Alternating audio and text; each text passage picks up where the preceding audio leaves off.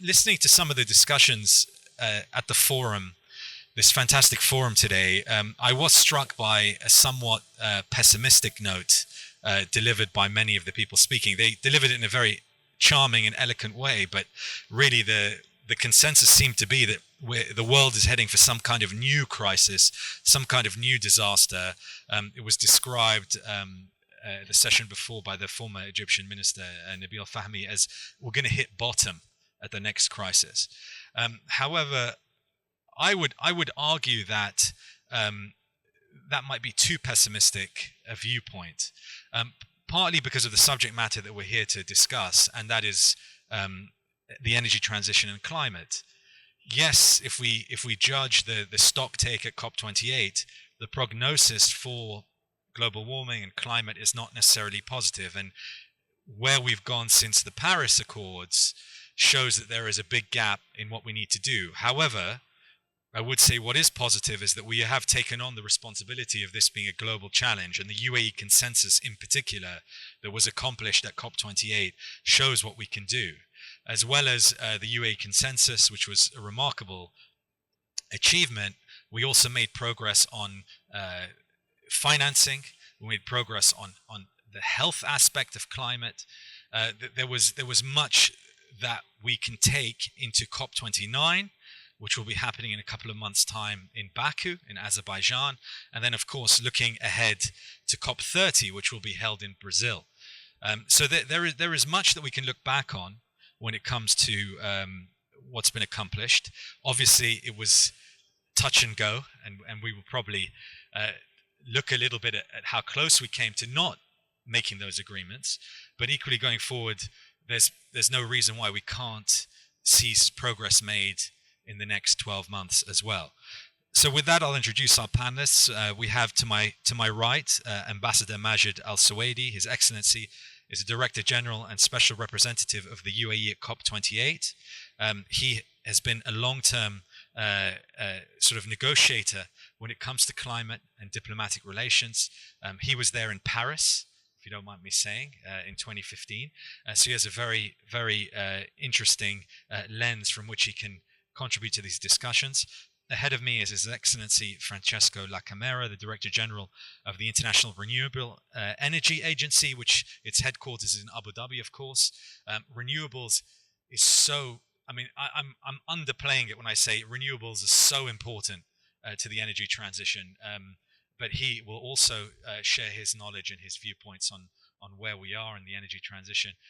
And to my left, I'm very happy to say we have His Excellency the Ambassador Sidney Romeiro, the Ambassador of the Federative Republic of Brazil to the UAE, and he'll also be able to share insights as one of the future hosts of a global climate summit of what that means. So we have the immediate past, the present, and the future represented at this table. And with that, I would like to start with you, Majid Al-Suwaidi, to maybe get a little bit of your thoughts on how it went during COP28. Hopefully you got some rest after that. Quite an amazing experience, but then how do we take that forward to COP29 and beyond as well? Thank you. Well, first of all, thank you so much for hosting us. It's really a pleasure to be here with you in Abu Dhabi, and I want to thank the Emirates Center for Strategic Studies and, of course, the Anwar Gargash Diplomatic Academy.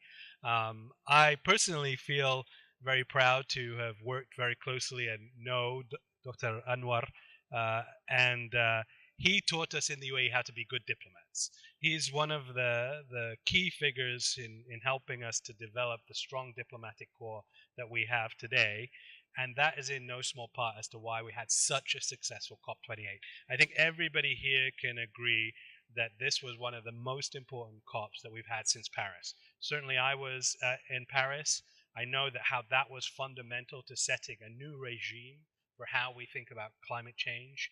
But what COP28 really did that was different was that for the first time we weren't just talking about what governments needed to do to get us back on track to achieving 1.5 degrees, but we also talked about what we could do to engage every aspect of society, civil society, business, philanthropy, academia, think tanks, Because at the end of the day, we know that to achieve these goals that we've laid out, these aspirational goals that were set in Paris, we need everybody at the table with solutions, with ideas.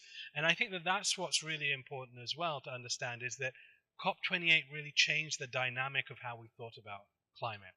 Whereas before we were always talking about, oh, why this was a problem, why this was a challenge, why we couldn't do it. What we wanted to do was change the narrative to show that what we need to do for climate is actually really good for all of us from a developmental sense. That if we invest in climate and in a clean world and in a clean environment, in a healthy planet, that is good for us, for human development, it's good for our economies, and it's good for our businesses. Certainly that's the experience that we have in the UAE. As you know, we've been investing in climate technologies, climate solutions for many, many years. That's why we host IRENA, and that's the experience that we've had, and we brought that to COP28, and that's why I think COP28 was very successful, and what it laid out is a pathway to how we achieve 1.5. So as we look forward to COP29, what is it that we need to think about? We came up at COP28 with all the solutions and ideas. Now we need to figure out how to pay for it. The COP29 is really that finance COP, that COP where finance becomes the important question. And I can tell you, as I traveled around the world last year with Dr. Sultan, asking people about their challenges when it came to climate, the number one challenge was finance. Where is the investment coming from? How are we funding the solutions that are going to get us there? And that's why COP29 is so important for us. And I know that we've been working very closely with our Azerbaijani friends, that they are going to deliver a very, very successful COP, and it's very important. In COP28, we delivered 3 ideas that would get you to COP29. One was the finance framework. That's the reform of the international financial architecture that's so important. Yes, we can have the money, but if it can't get to the places on the ground, we need to change how we're looking at the international architecture. Then we created Altera. His Highness announced in his speech the 30 billion fund that will deliver solutions for the developing world, 5 billion committed to the global south, and that's showing leadership in deploying capital. We know we need to achieve 4 trillion in annual investment in climate. How are we going to get there? So Altera is about mobilizing 250 billion by 2030. Then the last part was, how do we get that thought leadership? And the GCFC, which we have created in ADGM, is around building an ecosystem of thought leadership that will deliver the solutions, and IRENA, I know, is a very important piece of that. So we need to build on that and the other solutions that came out of COP28, and COP29, I think, is going to be a very important step in doing. Thank you so much for that summary. And looking ahead, I just want to pick up on something regarding COP28, because I think it's important for framing the rest of the discussion, which was it felt at COP28 as if there was a real breakthrough for an alternative voice that wasn't just the West or the developed countries sort of leading the conversation. And it felt as if you'd been building up to it, but at COP28 we finally heard loud and clear what the global south and what developing countries and the Middle East really had to say about climate and what needed to be done. Is that a fair assessment? I think it's unfortunate that it takes a COP in the global south to show what the global south is doing on climate change. I think that all of us who know that developing countries are the first to face the impact of climate change, often have the least ability to deal with it, and often are the ones that are doing the most for it. And that's something that we wanted to highlight in COP28. I think that we can't stop demanding that developed countries to step up and take the lead when it comes to climate change. They have the resources, they have the technology, they have the know-how, they have the ability to make the changes that they need to, and they have the responsibility. But now we're in a changing world, a world where we're seeing economic growth drivers in the global south, and that means that the global south has a responsibility to also step up and do its part. Remember, one of the key principles of the UNFCCC is what we call common but differentiated responsibility. This idea that we all have a common responsibility to address climate change, but that we do it in different ways. We do it based on our national capabilities and abilities. And that's a really powerful principle, because I think a lot of people focus on the differentiation, but they don't focus on the common responsibility. And I think that that part of it is what's really important for us to remember. The first part, that we all have a common responsibility, and we all have to do everything that we need to do, because, by the way, we're all impacted by the effects of climate change. Thank you, and I'll pick up on that commonality theme, and I'll come to you, Francesco, now, because one of the main goals was to really ramp up renewables capacity globally in order to help achieve not only a just and equitable energy transition, but to help reduce carbon emissions worldwide and really try and hit these targets of limiting global warming. And so from your point of view, looking back at COP28 and now COP29 and going forward, what's IRENA's position here in terms of the energy transition, on diplomacy, on where we need to go next, and a kind of, I guess, state of play, if you like, of where we are?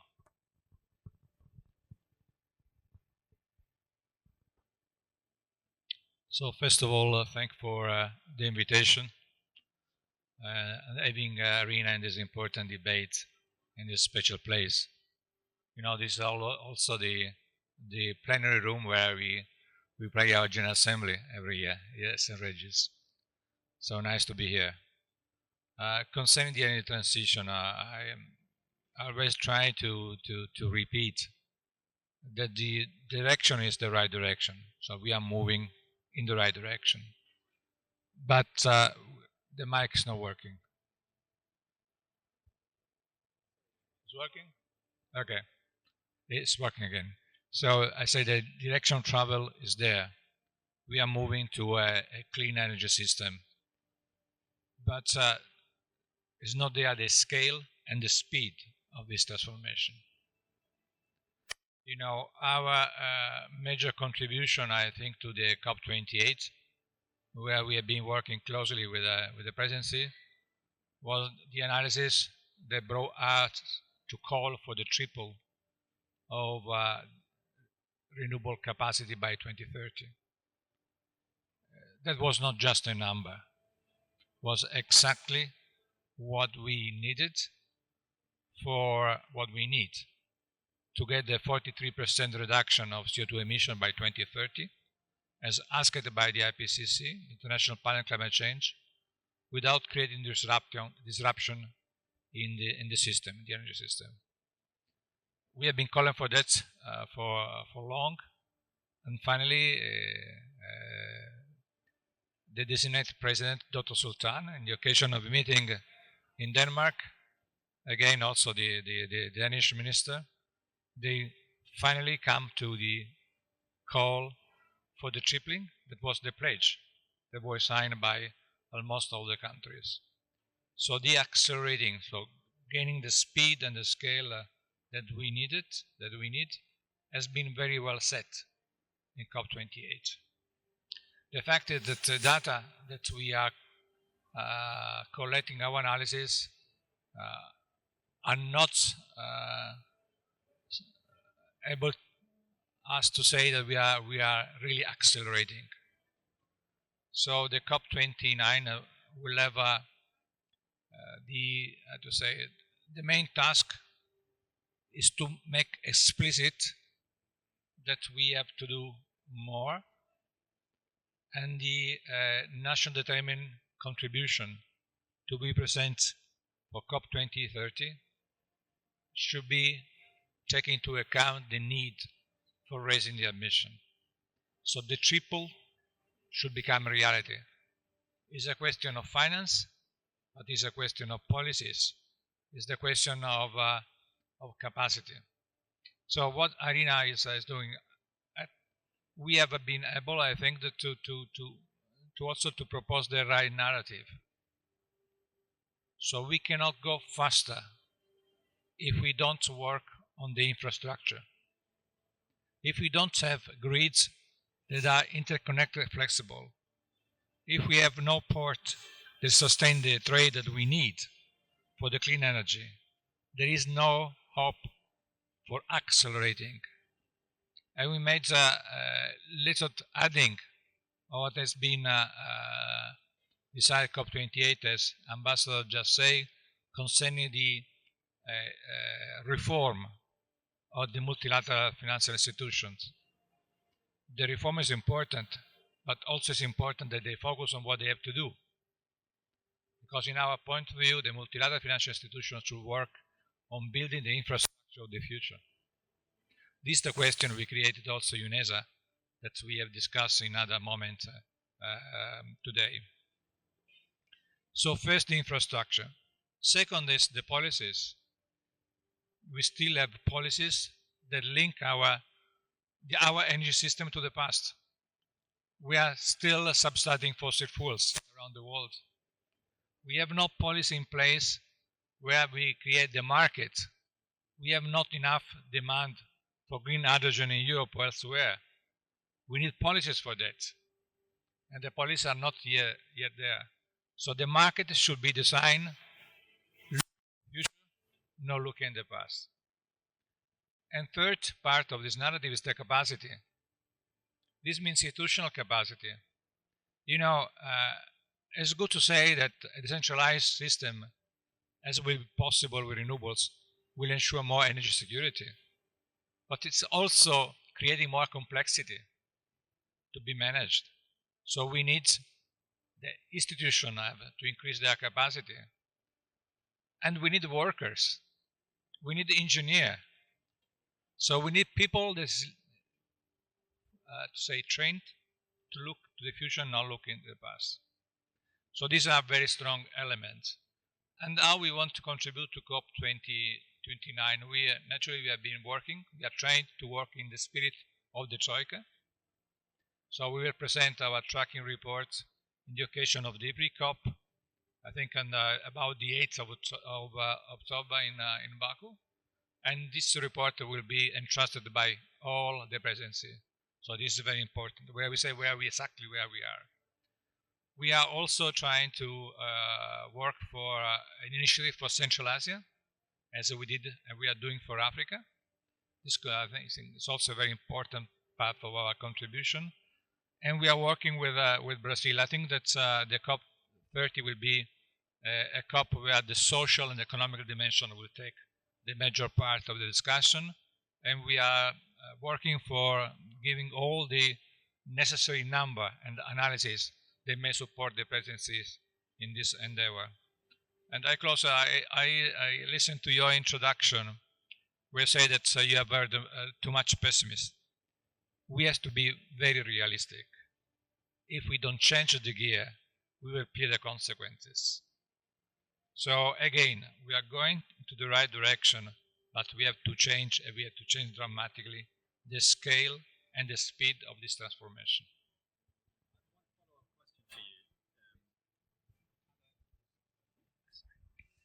Sorry, just one follow-up question.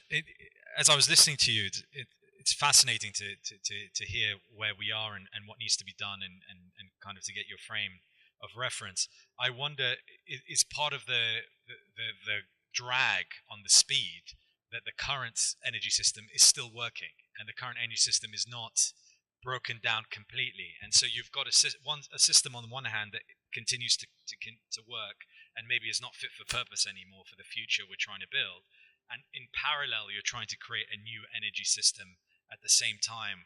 It's not about creating something to fill a vacuum of something that doesn't exist. So in part I've already said something on this in my previous intervention. So IRENA, that is the International Renewable Energy Agency, ADA did, but we didn't. We never asked to close the plant that exists today. We never asked for it. Okay? So we are very clear that the change in the system has to be made without creating disruption in the system. But this is exactly what the 11.2 terawatts of renewable installed capacity are for providing the clean energy system that we need to decrease the CO2 emission without creating disruption. So this is very clear. But at the same time, we have to do it if we want really to fight climate change. Because if we will not do this, we'll pay heavy consequences in terms of decrease of our wealth, our GDP. The social dimension will become dramatic. So we have to fight for having the change that we need. I think the ambassadors are very clear that what they have been able to show in COP28 is the changes for the development, the changes for a fairer world, the changes for provide more wealth around the world, not the opposite. Ambassador, we've touched upon the fact that Brazil is hosting COP30. It'd be great to hear from you at this point how Brazil saw the accomplishments as we went through COP28, heading into COP29, and what it means to the country, the fact that you're going to be hosting this important event in a year's time. Thank you so much, Mustafa, Ambassador Al-Suwaidi, Dr. La Camera. I'd like to thank the Anwar Gargash Academy and also the Emirates Center for inviting me here today. Mustafa, we are 2 months from the summit of the G20 in Rio, where issues very important in the agenda like energy transition and climate change will be discussed extensively. We are also 1 year from the summit on BRICS that Brazil will also preside the next year, where again issues like climate change and energy transition will have a special focus in our presidency. And most importantly, we are 1 year from COP next year in Berlin, where the same issues will be extensively discussed. So this forum is very important to anticipate and to raise concern about those issues that still need to be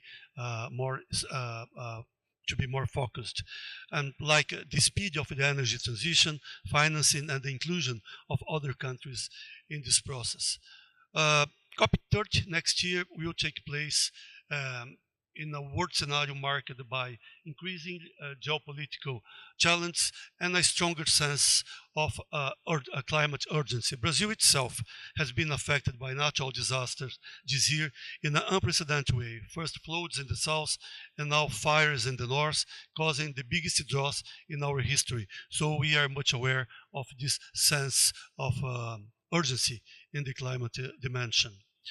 Still, COP will be a great opportunity to advance important issues for the Brazilian society and for the world community. We would like to see COP30 to be a turning point in the climate regime, currently focused especially in mitigation.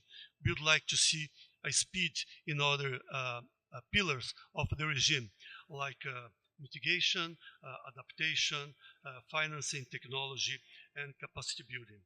We will be working on these pillars from next year.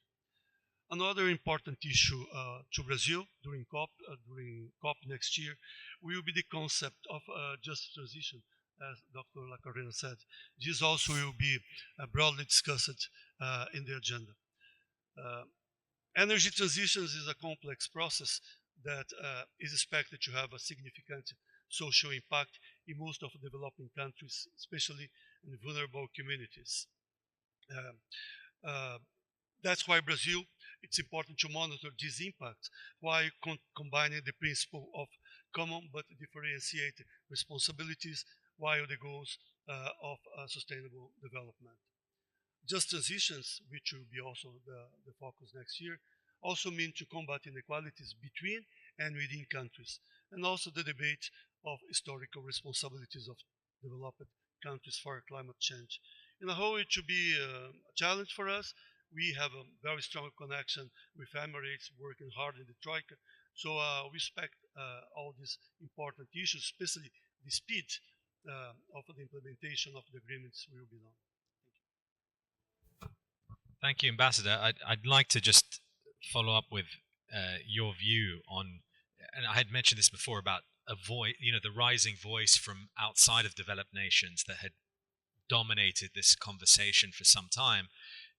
As we look ahead to COP30, but also what's happened in the last year, and even going back to COP26 and 27, do you feel now that, from Brazil's perspective, there is enough of a stage, of a platform for your main concerns to really be reckoned with in the process?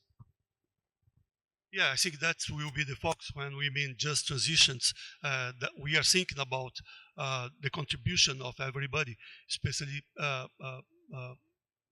taking in mind the historical prospects of these debates. Of course, we will discuss extensively the question of financing, that's the way to approach the most vulnerable and developing countries in this process. Thank you so much.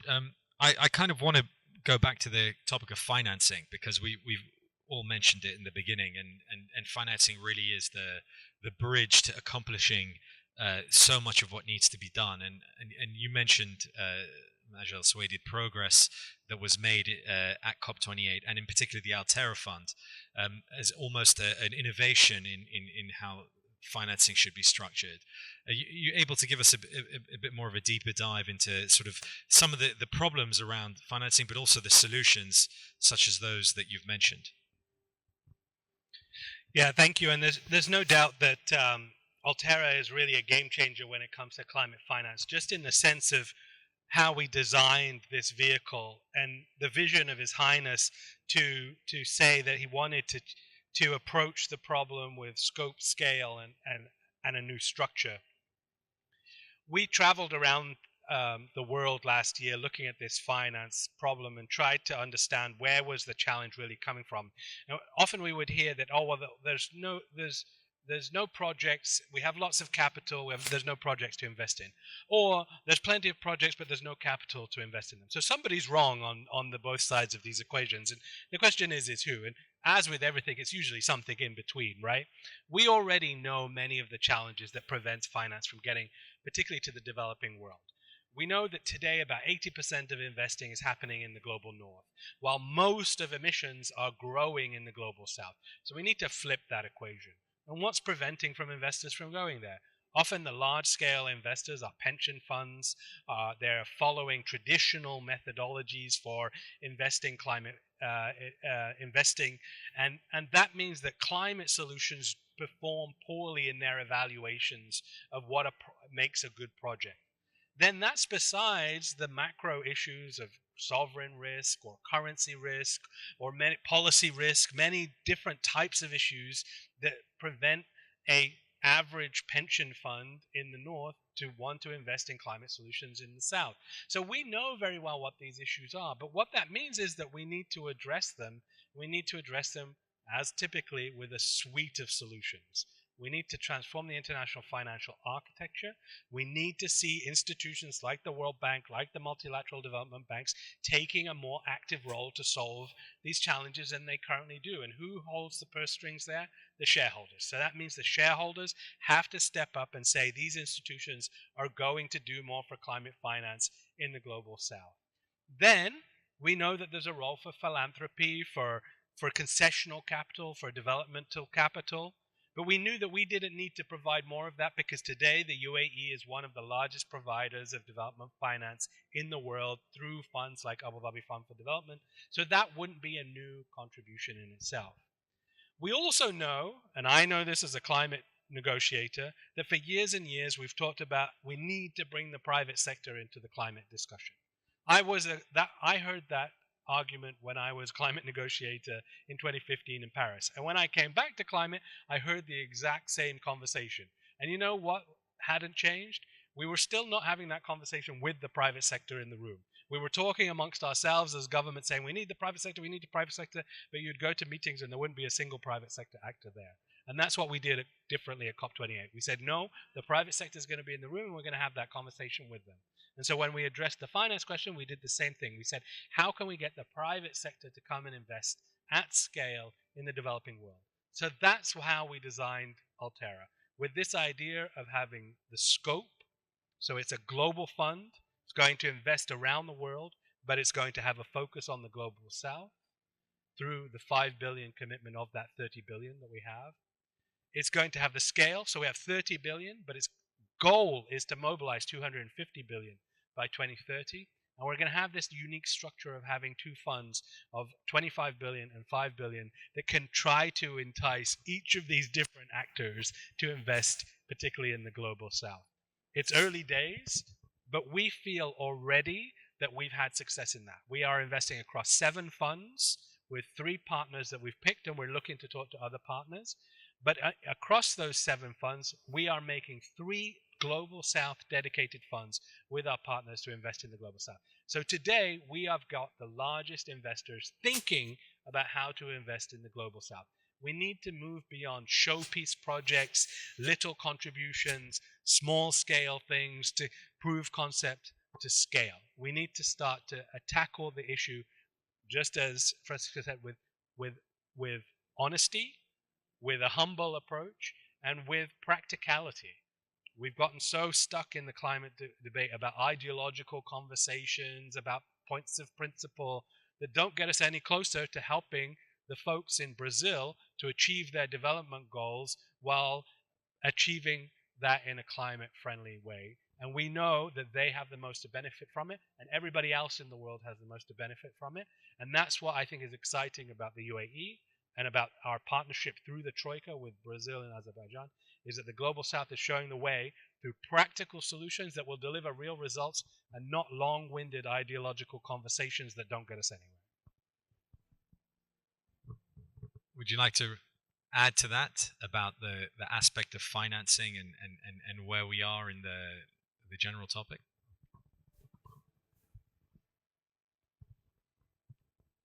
Thank you. As I have no really something to add on the global picture that has been presented by Majid, but I will try to concentrate what IRENA is doing in this respect. So again, the finance is also a question of policies and infrastructure. We always listen that the cost of the money, for example, to invest in Africa is very high. But this is the fever, it's not the illness. The illness is that there is not enough development for people pay for the energy. So the demand is sustained by the government, and the budget is shrinking, and the money costs more because it's too risky. So that's the reason that we have asked for the multilateral financial institutions to look at any idea of development that is associated to the building of the new energy system. Because building in infrastructure is also good for jobs. It's also good for GDP. If you look at Europe after the Second World War, without the Marshall Plan, we are not having for the country between the G7. So inevitably we have to do something that look like a Marshall Plan for Africa. It's very important to understand. So first, the narrative. We are trying to insist on these aspects, working on policies that is extremely relevant, and then also work on practical terms. We have created ITAF. ITAF is money committed by financial institutions, not by governments. Our governance system is very agile. It's trying to tackle some of the challenges that have been just mentioned, the project. We are creating a list of a pipeline of projects, and we as IRENA, we assess the bankability of those projects. So when we present to our partners today, 14 institutions around the world, they already have at halfway of their work. So we are reducing their transition cost. They have all the information they demand on what is needed. They have all the information they need they have to do their due diligence, but it's really the last step. And also we have no governing body. We have projects that we have interest, and they commit the money they have committed. They have committed already 5 billion. It's half for the Green Climate Fund. If we are IRENA, a small agency, global but small, but we have 5 billion of commitment coming from financial institutions. This means that it's real, and we can do that. So, in general term, naturally, has been correctly said by the ambassador, where the country that are poor, they are the country where the CO2 emissions are increasing more. So we have to do something on that.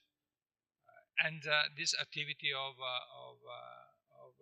the UAE, the Altera Fund, but we are talking about also the money that is committed for Africa, are very relevant in this respect. Naturally, other has to join. Probably we will talk later about this initiative, our initiative on regional environment that could be very, very important. So again, ITAF is starting to make a difference. We already funded with working together with the ASEAN Infrastructure Development, with MASDR, with the European Investment Bank, with Swiss Re as an insurance company. We have funded 1 billion project in Uzbekistan, creating a new reality in that world. We are funding 7 projects in Africa. We have been able for funding geothermal project in the Caribbean. No one thought was possible, and we build the opportunity to have geothermal in Dominique. So we are trying to make the difference in our own environment, as anyone has to do in the environment, taking into account that working on development, looking at the building of the new energy system is the key. Infrastructure is key. A new Marshall Plan for Africa is key. It's for Southeast Asia. It is relevant work on the interconnection in the South America, where they have the richness of the water. They are naturally devoted to clean energy, but if they don't connect, if they are not flexible, the system doesn't work. Thank you. And Ambassador, from maybe Brazil's point of view, are you feeling this sort of upward surge of potential access to financing the investment for some of the projects that we've been discussing? Well, the working group now in G20 on energy have been discussing these issues now over the past year, like accelerate financing for energy transitions, especially in emerging markets and developing economies, and creating like a roadmap to increase investments in clean energy in emerging markets and developing economies. I was thinking, Ambassador, if models like in the private sector, if models of public and private partnerships, model that we have in Brazil that has been leading in lending money to projects in the field of renewables, have been working very well. So this can reduce the cost of money, and the private sector can be engaged.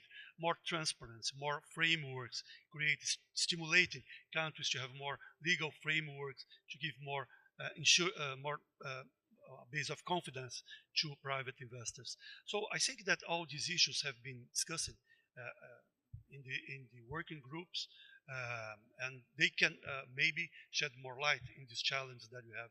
No doubt that the question of financing is the bottleneck to advance the issue. So I think that most important now is to try to bring private sector with confidence, and where the public sector can be also natural partners.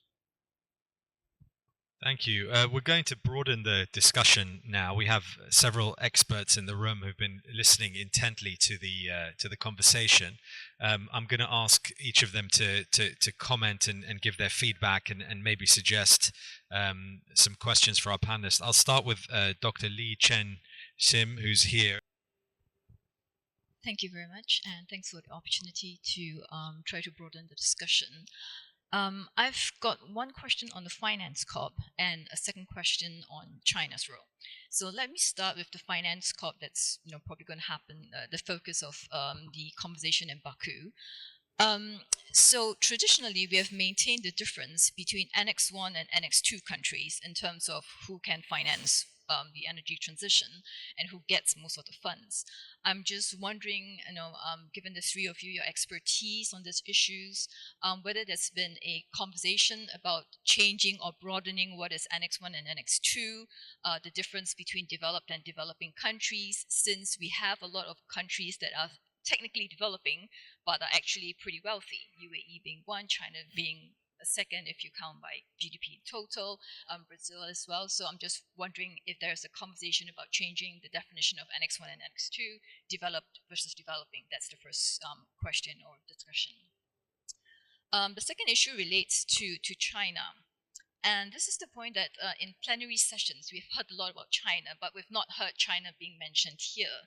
So I guess I'd just like to bring that back into the conversation to ask, how significant is China's role in the entire energy transition for the UAE, for Brazil, for other countries in general? Yes, they are crucially important in terms of equipment suppliers, in terms of EPC contractors. But at the same time, we hear a lot about de-risking, even, God forbid, decoupling. So where is the balance in terms of China's role between these two poles? Thank you. Thank you so much.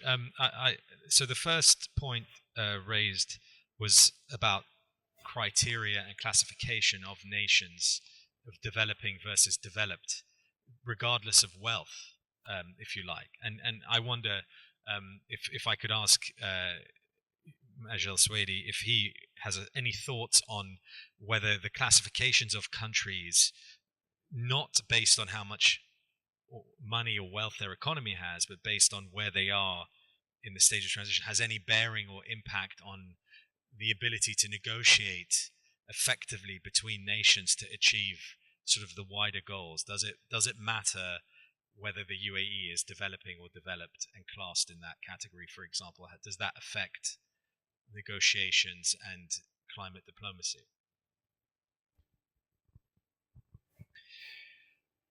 You asked probably one of the most difficult questions in the climate change discussion, right? And there's lots of views on that. I think that what's important to remember, and this is something that we came back to time and time again, is what are we trying to do? We're trying to solve for 1.5. We're trying to solve for net zero.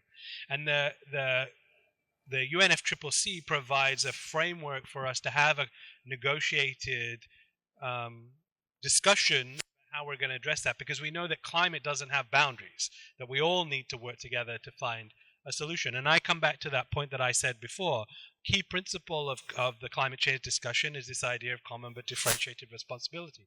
Why do we have that? And you can go into long discussions about historic responsibility, and I'm a person who believes strongly personally that there's a historic responsibility from developed countries to address the challenge of climate change for the reasons that I said, that they have the technology, they have the know-how, they have the resources to do it, and the abilities that many developing countries, regardless of their developmental status, just simply don't have.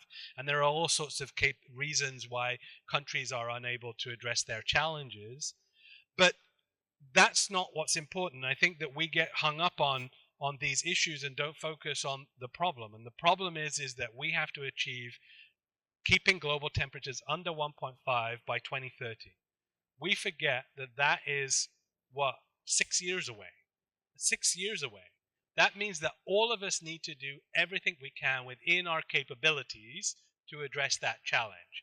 That might be for one country through investment or through financial means. It might be through others through policy changes or through technological advances or deployment. There are many, many different ways that each country needs to decide for itself how it's going to address that. And that's why we have these NDCs and the NDC process, so that countries can say, this is our national commitment and this is how we're going to do it. And then when we come to finance, we need to talk about how we're going to deploy capital. That is a combination that's going to come from governments in making the investments themselves, from donor countries making their contribution. We can't forget that donor countries promised 100 billion of climate finance. And yes, they delivered it at COP28 because we put pressure on them to deliver it. But it took them a long time to deliver that 100 billion. And we need to go from 100 billion to trillions of investment. We're only going to be able to do that through mobilizing the private sector and getting everybody on board. And so we're only going to be able to do that if we show developing countries and investors and everybody that it makes economic sense to do so. So I think that sometimes what we need to focus on is how are we empowering people to deliver the solutions, how are we empowering investors, how are we empowering developing countries. That is a much more important conversation, and one that I think that COP28 addressed, and now we need to take that next step forward.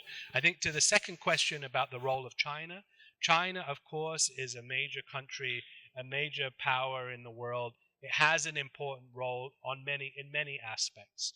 And I think that China does play that role. I've been to many climate change negotiations where China takes that leadership role and represents it. The bulk of emissions growth is happening in China. We know the bulk of emissions is happening in the G20. The G20 can address the climate change challenge for all of us by tackling these issues. But we need to work together to help do that And I think that that's totally doable. And countries like China, Brazil, others can take the lead. The UAE can take the lead. We should all be taking the lead in doing the things that we all can do, and that's good for everybody. Thank you so much. I want to introduce Wa'il Kashik, another expert to the discussion. Thank you very much.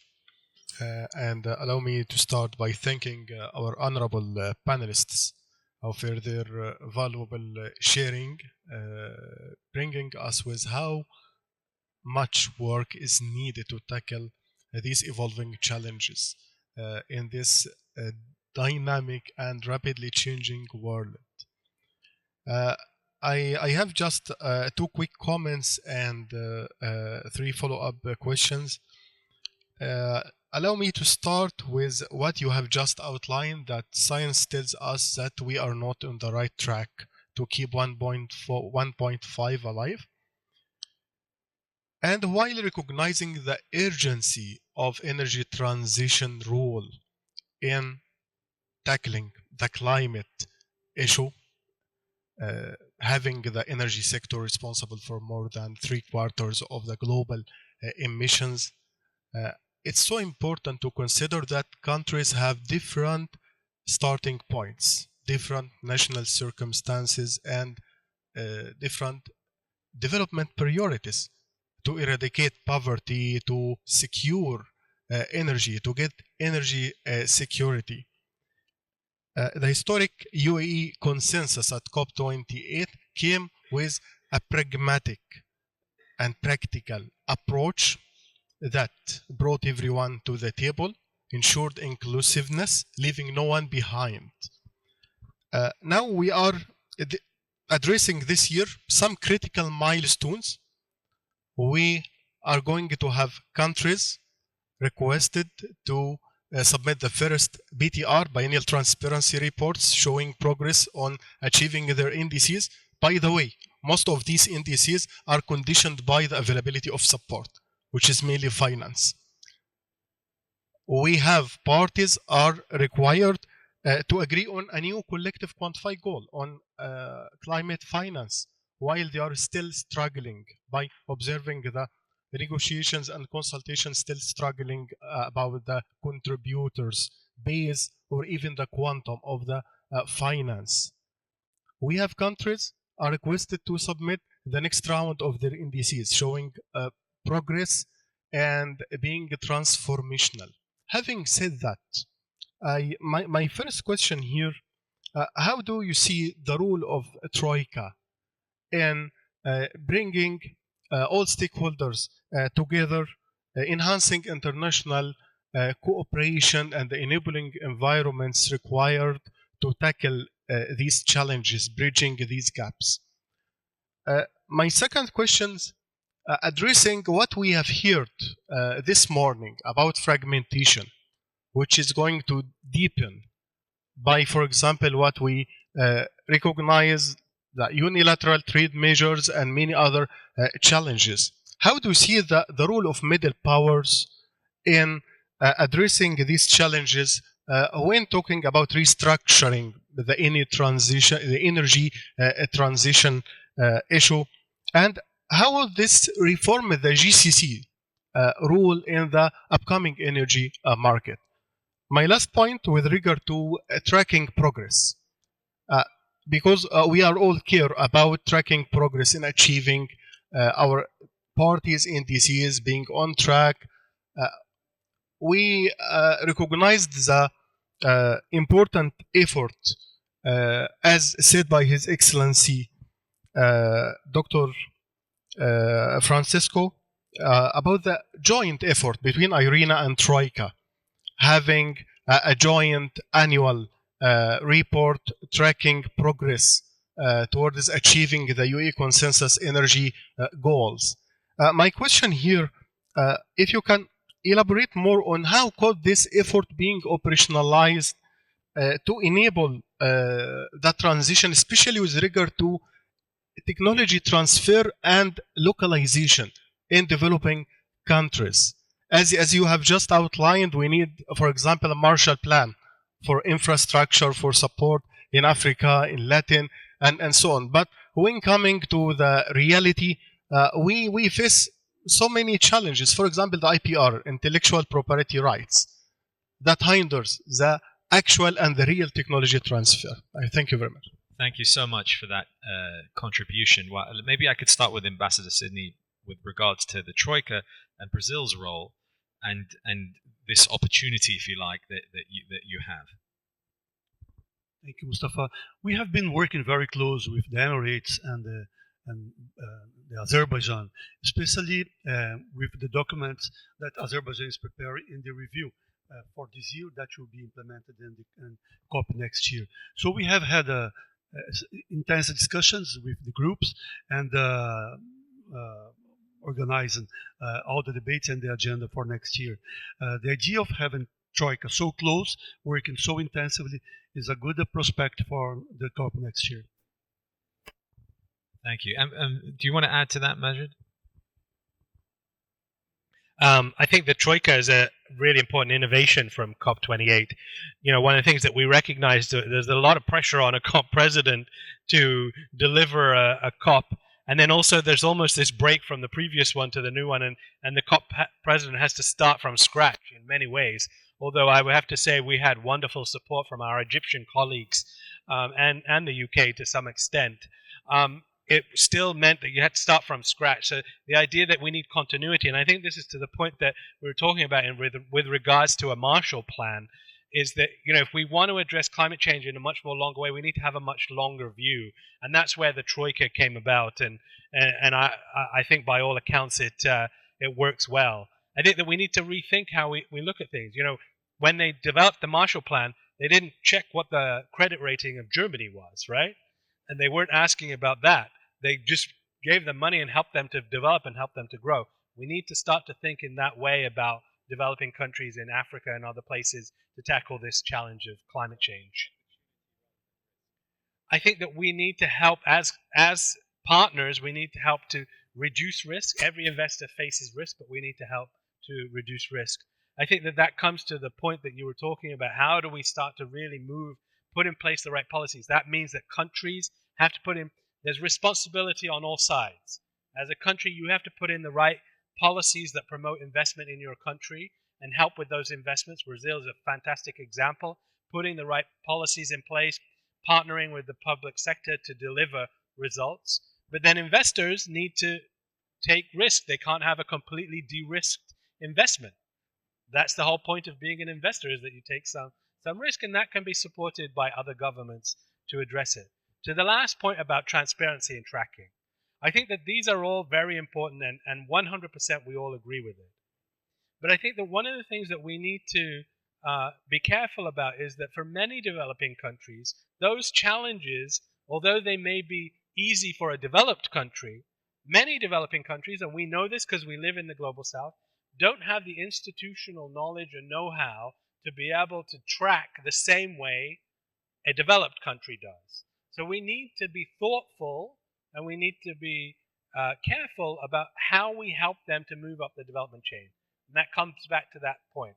Climate change and development are two sides of the same coin. By helping them to track and measure their performance, we're helping them to perform better, we're helping them to develop, and that's a virtuous cycle that helps. And I think that that's what's really important, is that for all of us to see that by helping developing countries to move up in their development stages and to skip that carbon intensive process, that benefits all of us. It benefits us from the global economy, it benefits us from investment, it benefits us from simple human development principles. Thank you. And the point that was raised by Wael about the GCC, I mean, if I come to you, Francesco, because IRENA's take is that you can't look at any region in isolation, and this is much about intra-regional cooperation. You mentioned earlier Africa and the GCC, and what you mentioned about needing to create flexible grids and proper energy markets. Is that a view that IRENA has when it comes to looking at regions as a whole? Thank you. I just wish on one point try to reinforce what Ambassador say concerning the Annex 1 and Annex 2. The Annex 1 and the Annex 2 language stand until Paris. After Paris, it doesn't exist anymore.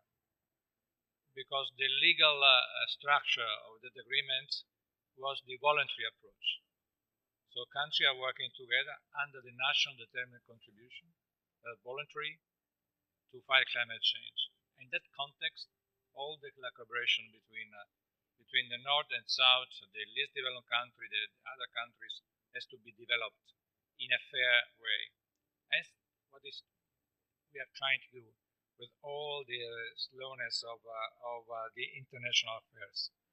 Concerning the regions aspect, we think that it's very important. You know, we have been working on our global outlook, trying to provide not only the state of art, but also trying to give suggestions, as we will do with the tracking report. But naturally, when you talk globally, you lose some details and some spatial aspects of the reality of different regions. So this is important for moving from a global to a regional approach. We as IRENA, for example, we have been working under the leadership of President Ruto to build the accelerated partnership for renewable energy in Africa. I think this is a very, very, say, game changer in the way Africa is working.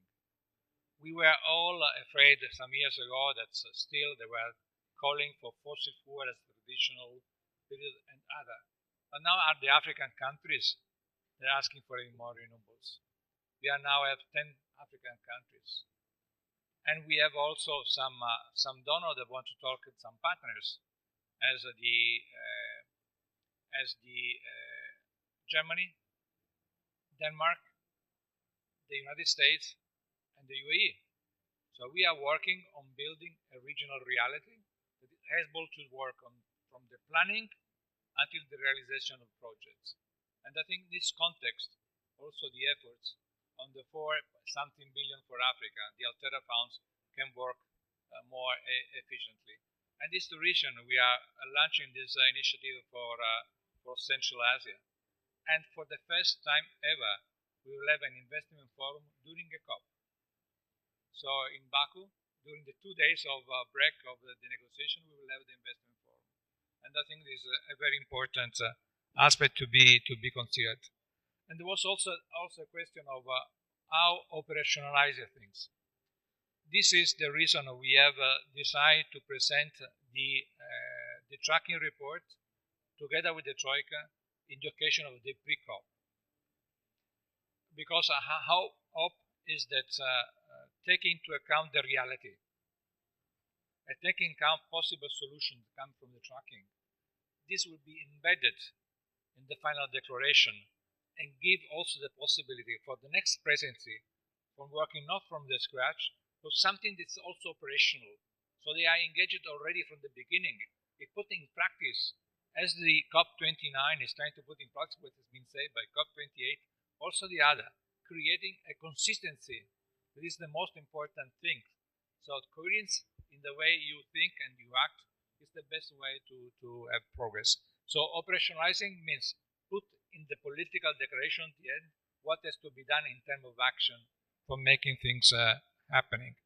And when we talk about the reporting, this remember me because the Paris Agreement is very to say dear to me.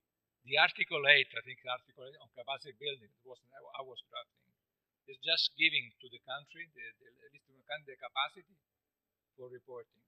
Because it's not only a question of transparency, it's also the question of understanding what has to be done to make things happen better. So it's a global effort where the trust is very important. I think the COP28 is bringing a new idea of what trust could mean. I think the working Troika may be the way that we can get some result that today is very difficult to think will be possible. It's only 6 years, but it's still there.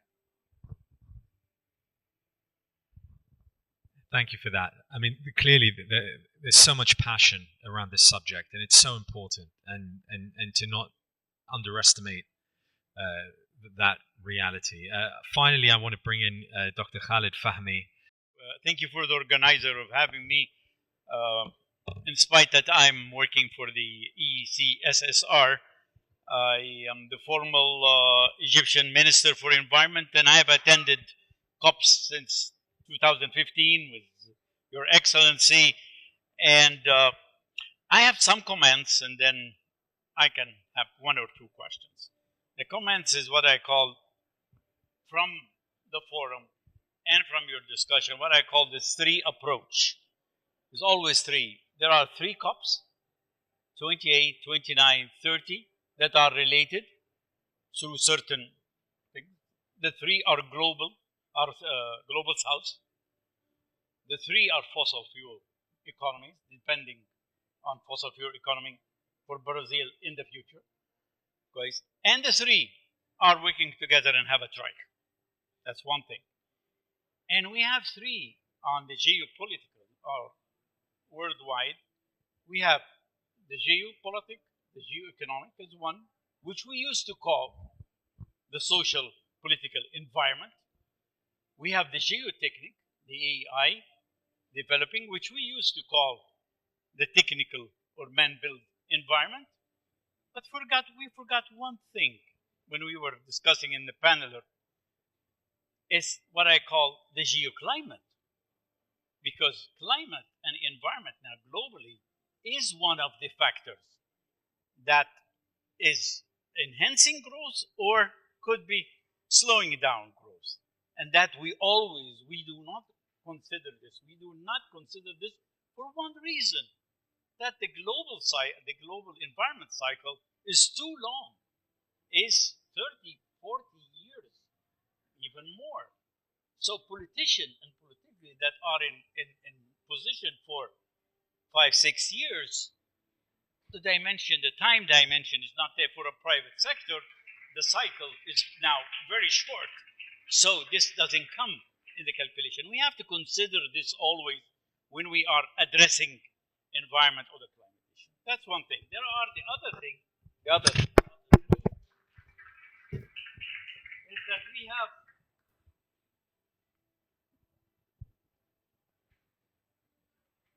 three developments. There is a high development in energy demand. Demand is growing very fast. And that's mainly because AI and the need for more energy. That fossil fuel, and rightly did UAE in COP28 in bringing the fossil fuel industry to the table, because we were always, when we were discussing, we were pointing finger on them and they were not there. So they did right in bringing private sector and in particularly fossil fuel, because they have to speak for themselves and what they could be doing. And we have the renewable, which is accelerating, but as mentioned from His Excellency, at a very slow rate. There are other three issues that we have to consider, which concerning with finance. We need to change the financial system. And there we need to reform the financial system. And this is something that's related to geopolitics. Guys, who will allow you to do that and to which extent? There is the high debt of the less developing countries.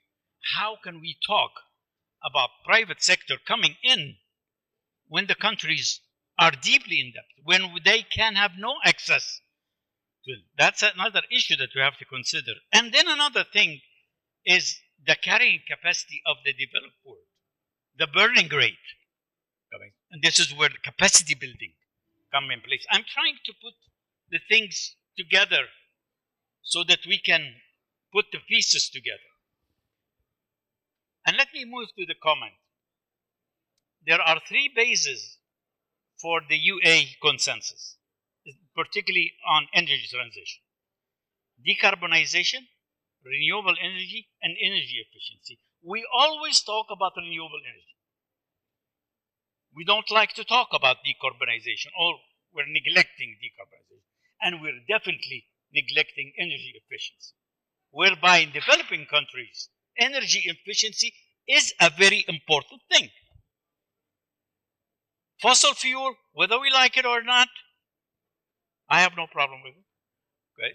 Whether we like it or not, will be there and will be in the mix till 2050 and beyond. Of course, there are side effects. Whose fossil fuel will be in the mix? But that's a geopolitical issue. We don't want to discuss that. But we don't talk about decarbonization. And here, I'll ask His Excellency, we were very happy with the declaration of Ultra Fund. That's a brilliant idea, how you can mobilize the private sector. But if you can just enlighten us, now it's been a year. What's the major highlights of what has been done throughout this period? For Brazil, we're having G20 during the time where the COP29 held. You think that, excuse me? G20 is in here, it's November. I think it's from the 13th to the 15th.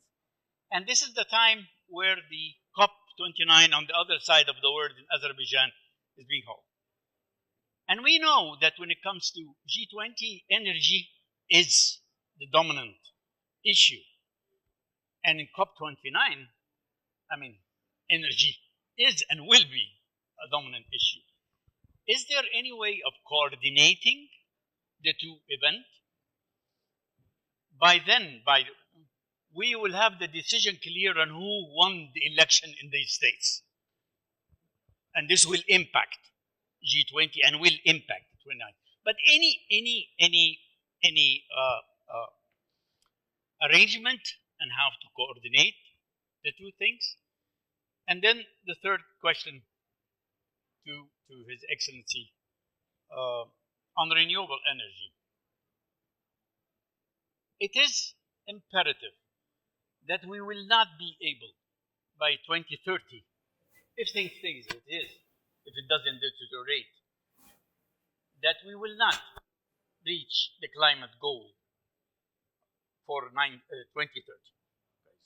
Renewable energy, with all expectation, we could reach 60–70%. We could reach something about 8,000 gigawatt by 2030. We need to be at 11, so it's about 2/3.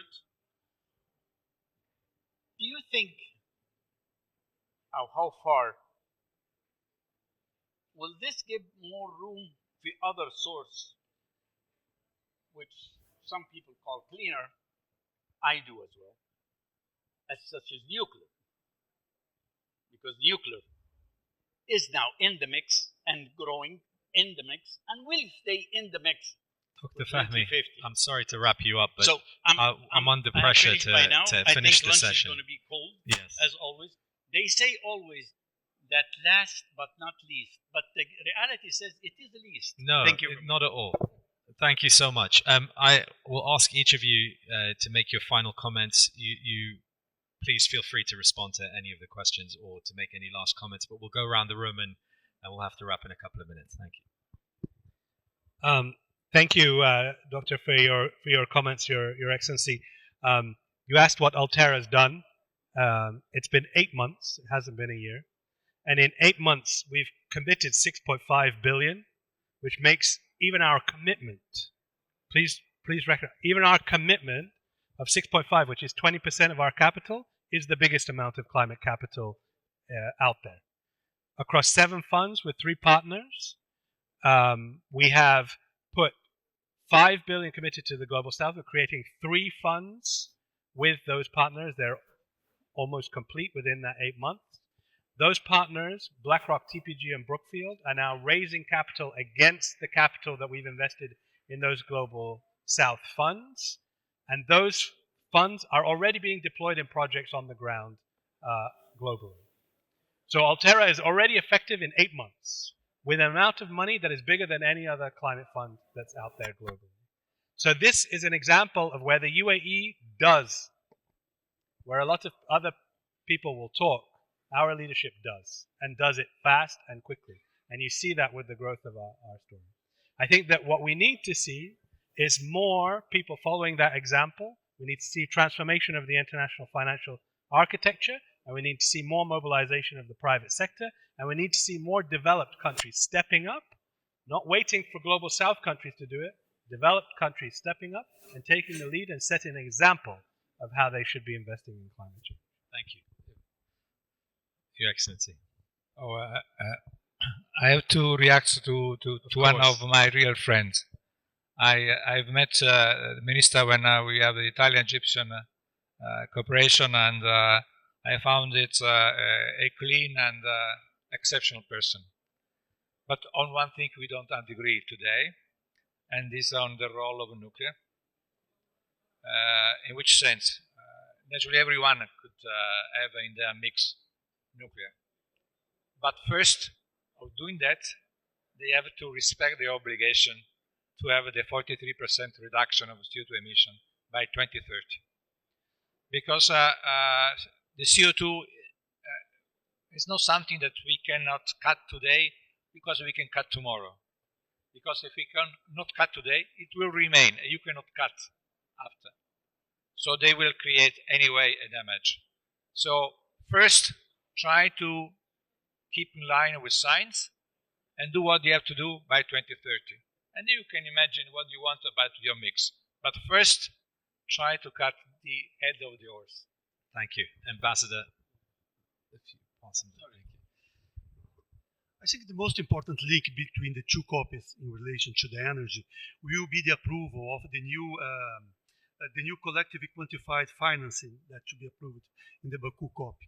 I think that based on that, based on the consensus they have in this document, this can have an effect on the working group on energy back into the G20 summit. And for sure, this will have an influence in the debates about the speed of the renewable energy pace in this scale. So this is a very important link. All stakeholders are very prone to debate. So I think it should be important to have this link between the two COPs. Thank you so much. Thank you to everybody here for contributing and for attending this fascinating debate. But please join me in thanking our esteemed panelists for their time and their insight. Thank you so much.